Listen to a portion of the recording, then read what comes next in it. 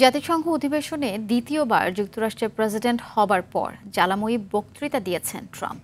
এ সময় জাতিসংঘের প্রয়োজনীয়তা নিয়ে তীব্র সমালোচনা করেন তিনি। এছাড়া ফিলিস্তিনকে স্বীকৃতির মাধ্যমে হামাসকে পুরস্কৃত করা হচ্ছে বলে অভিযোগ করেন তিনি।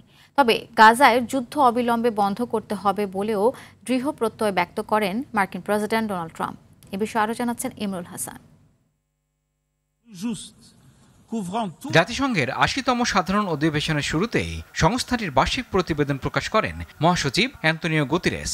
তারপর জাতিসংঘের দীর্ঘদিনের রীতি অনুযায়ী অধিবেশনের সদস্য দেশগুলোর মধ্যে সবার আগে বক্তব্য রাখেন ব্রাজিলের সরকার প্রধান। এরপরই বক্তব্য রাখেন মার্কিন প্রেসিডেন্ট ডোনাল্ড ট্রাম্প। শুরুতেই জাতিসংঘের সমালোচনা করে ট্রাম্প দাবি করেন বিশ্বজুড়ে সংঘাত রোধে তার ৭টি মধ্যস্থতার প্রচেষ্টা সফল হয়েছে।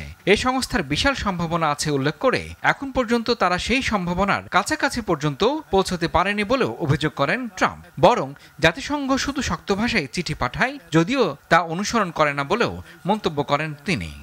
And sadly, in all cases, the United Nations did not even আমার প্রশ্ন হলো জাতিসংঘের উদ্দেশ্য কি? জাতিসংঘের পরিবর্তে আমাকে এগুলো করতে হলো। আর দুঃখজনকভাবে প্রতিটি ক্ষেত্রে জাতিসংঘ সাহায্য করার চেষ্টা পর্যন্ত করেনি। জাতিসংঘের কাছ থেকে আমি যে দুটি জিনিস পেয়েছি তা হলো একটি ভাঙা এসকেলেটর এবং একটি খারাপ teleprompter. If the first lady wasn't in great shape, she would have fallen, but she's in great shape.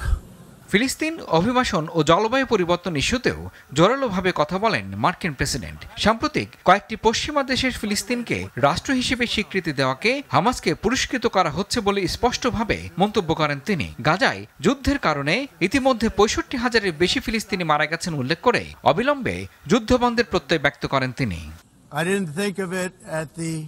জলবায়ু পরিবর্তন নিয়ে উদ্বেগকে বিশ্বের ইতিহাসে সবচেয়ে বড় প্রতারণা বলে অভিহিত করেন ডোনাল্ড ট্রাম্প। আমার মতে বিশ্বের মধ্যে হওয়া সবচেয়ে বড় প্রতারণামূলক কাজ হলো জলবায়ু পরিবর্তন। কার্বন নিঃসরণ হলো ভুয়া। আর অভিবাসন ইস্যুতে ট্রাম্প বলেছেন উন্মুক্ত সীমান্তের এই ব্যর্থ পরীক্ষা শেষ করার সময় এসেছে। ইমরুল হাসান, RTV।